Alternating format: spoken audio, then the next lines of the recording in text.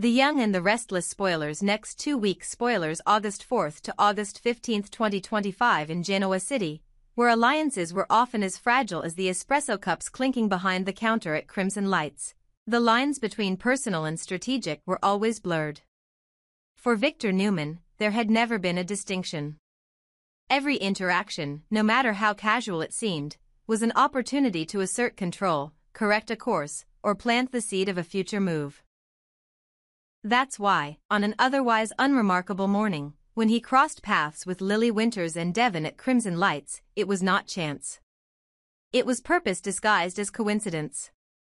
Lily had just begun the long and painful process of reclaiming emotional equilibrium after the loss of Damien Kane and the complex psychological minefield left behind by Kane's return. Devon, ever the protective brother, had become her silent anchor, grounding her in truth while the rest of the world swirled in deceit. But Victor had no interest in her healing. His focus, as always, was the bigger picture, the strategic arrangement of people, power, and perception. He asked her plainly, in that disarmingly calm tone of his, whether she knew that Kane was back in Genoa City. The question was not a curiosity. It was a signal. A reminder. A pressure point. Lily hesitated, but Devon stepped in, clarifying they had just been discussing that very issue. Victor said nothing more, but the weight of his presence lingered. For Lily, the encounter reopened a door she'd spent weeks trying to close. Victor knew exactly what he was doing, hinting that Kane's return wasn't just a personal matter. It had implications. Consequences. And she, whether she liked it or not, was still a piece on the board. But Victor's reach didn't stop at Crimson Lights. Across town, in the sleek corridors of Newman Tower, another storm was quietly forming, one that would pull in Kyle Abbott, Claire Newman, and Adam Newman into a triangle of need, ambition, and familial obstruction. Kyle and Claire, fresh from the emotional rubble of betrayal and truth, had decided they were done hiding from the chaos that shadowed every step of their relationship. They wanted to build something of their own. Not just emotionally, but physically. A space free from Victor's surveillance, Nikki's judgment, and Victoria's wary distance. That space, they decided, was the very apartment Adam was preparing to vacate. A modern, secure, and strategically positioned home that offered both convenience and symbolic independence from the rest of the Newman web. The deal had nearly gone through. Kyle had signed preliminary agreements. Claire had started imagining curtains and artwork. They had been ready to begin their life together. Until Victor stepped in. Without warning, without explanation, the transaction was halted. Adam, pressured by his father's strategic redirection, pulled the listing. The apartment was no longer on the market. Claire and Kyle were blindsided. And in that moment, they understood the truth they had tried to avoid: Victor was not done with them. Not by a long shot. But unlike others who cowered or compromised, Claire and Kyle decided to confront the problem head-on. Together. Hand in hand, they walked into Adam's office, bypassing reception, determined to speak not just as relatives, but as two adults forced to navigate a world that seemed hell-bent on keeping them apart. Adam, surprised but composed, asked what brought them there. Claire, her voice laced with quiet defiance, simply answered, to make a deal. There was something poetic about the moment. The next generation of Newmans standing not as pawns but as participants, seeking not permission but negotiation. They weren't asking for approval. They were offering a proposition. They didn't want to fight Victor, they wanted to render his interference irrelevant. Adam listened.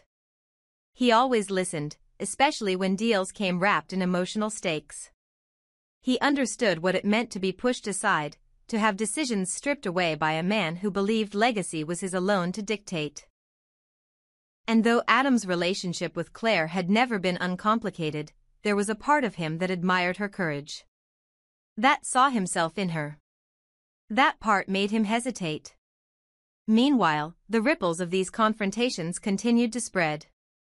Nate Hastings, ever perceptive, began to notice a shift in Audra. Her confidence was fraying, her grip loosening, and her lies no longer masked the truth with elegance. The collapse of Vibrante, the failed manipulation of Kyle, and Victor's swift, merciless retaliation had left Audra exposed. And Nate, who had once believed in her potential, now began to question her integrity. He started asking questions. The kind that made Audra squirm. And the answers weren't forthcoming. Because the truth was damning. She had been a pawn in Victor's game. She had failed. And now she was paying the price. But Nate wasn't just watching Audra. He was watching Kyle. And it wouldn't be long before the story of what really happened in Nice began to surface. Kyle, despite his bravado, was not immune to guilt. And the more time he spent rebuilding his relationship with Claire, the more he realized the importance of transparency. The secrets he held could no longer stay buried. Claire would soon know everything about Audra's failed seduction, about his trap, about the games he had played to protect something real. And when she did, the dominoes would begin to fall. Audra's credibility would vanish. Nate's loyalty would fracture.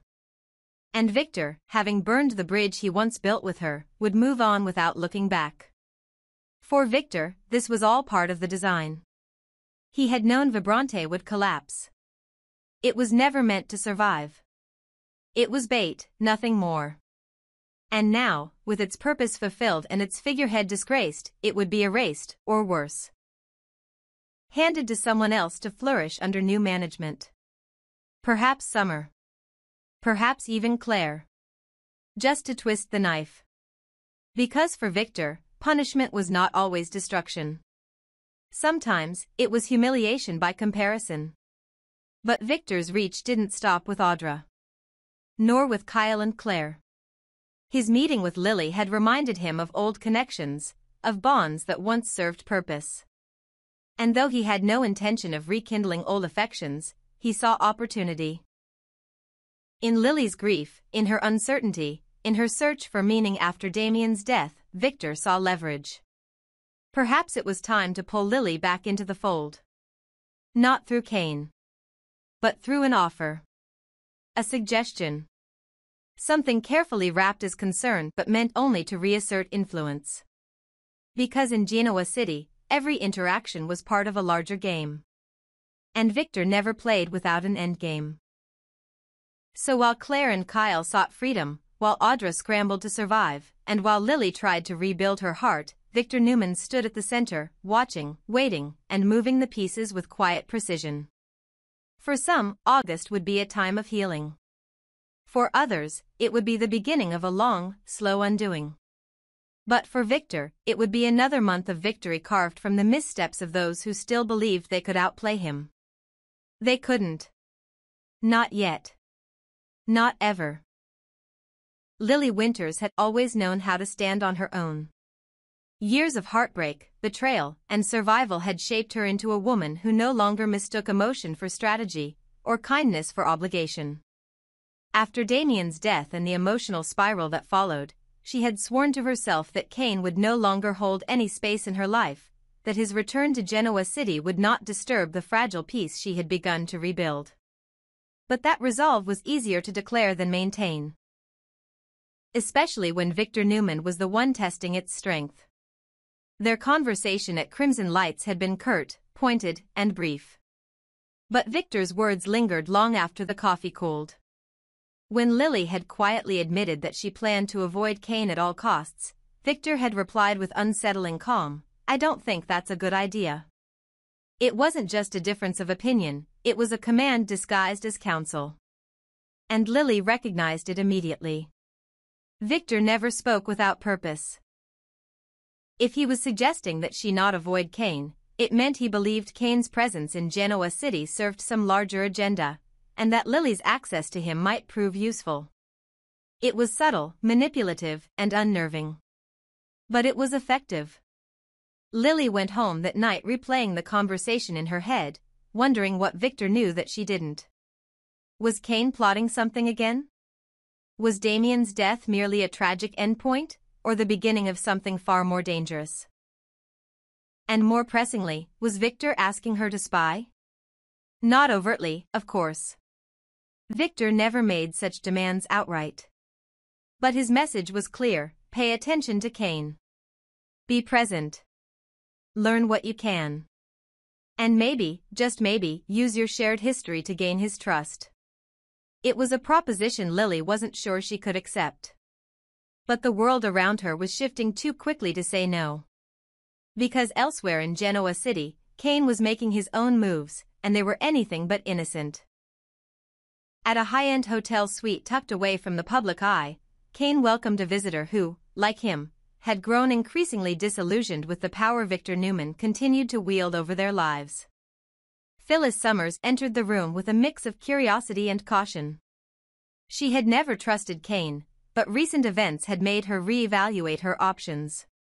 With her reputation always teetering between reinvention and ruin, Phyllis was once again dancing on the edge of loyalty and rebellion.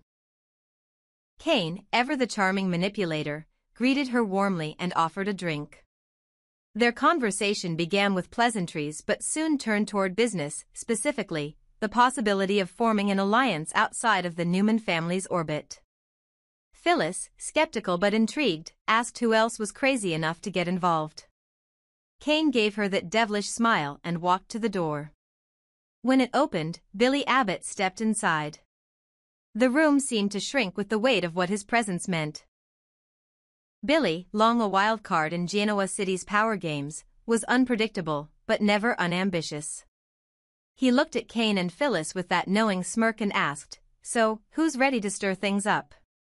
It was a question that didn't need an answer.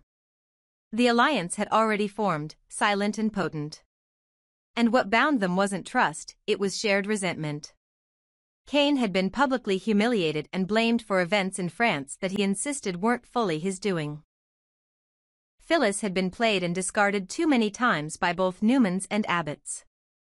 And Billy, always the outsider in his own family, had grown tired of playing second fiddle to Jack and dancing around Victor's strategic assaults. Now, they were united by necessity, fueled by bitterness, and guided by ambition. And together, they intended to challenge the one man who cast a shadow over all their lives, Victor Newman. But what they didn't know was that Victor already suspected something. He had seen the signs: Phyllis disappearing at odd hours, Kane receiving encrypted calls, Billy acting more focused than usual. And Victor, who had once ruled through overt dominance, now ruled through silence and anticipation. He wasn't going to confront them. He was going to let them act, let them expose themselves, and when the time was right, he would strike. And perhaps that was why he had nudged Lily toward Kane, not to spy, but to serve as his silent informant. Victor knew that Kane would lower his defenses around Lily. That his arrogance, his need to be understood, would drive him to confide in the one woman whose opinion still mattered to him. And if Lily learned of his plans early enough, she could prevent a disaster, or at the very least, confirm Victor's suspicions. But Lily wasn't sure she wanted to play that role. She didn't want to be Victor's pawn or Kane's confidant. She wanted to be free. And yet, as the week unfolded and whispers of corporate upheaval grew louder, she realized that freedom might no longer be an option. Genoa City was a city of networks, and she was already entangled. Meanwhile, Kyle and Claire were still battling their own war. Their attempt to secure Adam's apartment had been a simple, hopeful act, a declaration that they wanted a future together beyond the reach of family politics. But Victor had crushed that dream without blinking, reminding them that nothing in this world was theirs unless he allowed it. It had driven them straight into Adam's office, not with demands but with a deal. They had asked for a chance, just one chance, to carve out a life on their terms. And while Adam listened, understanding their frustration, he also knew that defying Victor came at a cost. He didn't yet know what choice he would make. But the fact that Kyle and Claire had come to him at all made one thing clear: the next generation of Newmans and Abbotts was no longer content to inherit. They wanted to build. To fight. To claim. And Victor saw it. He saw all of it. Kane's rebellion. Phyllis's flirtation with treason. Billy's thirst for relevance. Lily's hesitance. Kyle and Claire's yearning for freedom. And he was waiting. Not as a man afraid of being toppled, but as a man ready to remind them all why he had ruled Genoa City for decades. The question was not whether there would be war. The question was how many would survive it. Let me know if you want to expand the next part into a confrontation scene between Lily and Kane, or the plotting session between Billy, Phyllis, and Kane.